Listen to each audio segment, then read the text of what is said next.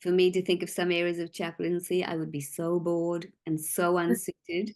So you have to find your area and where your giftings are.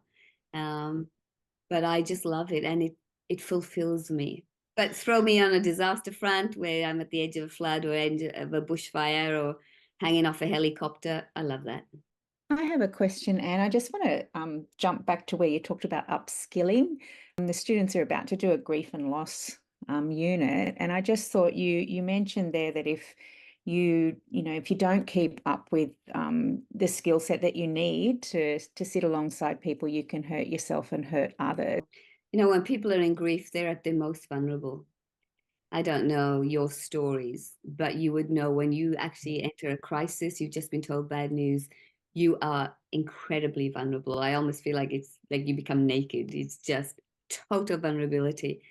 If people come in and say stupid things, which untrained people do, it can be so harmful.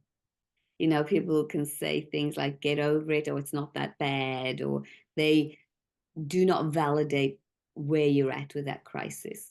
And so we can say and do things that really hurt people in grief.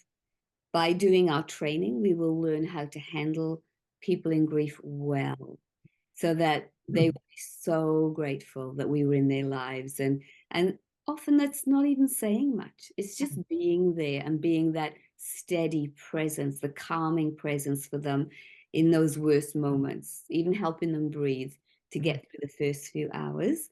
And when we do that, they will just be so grateful.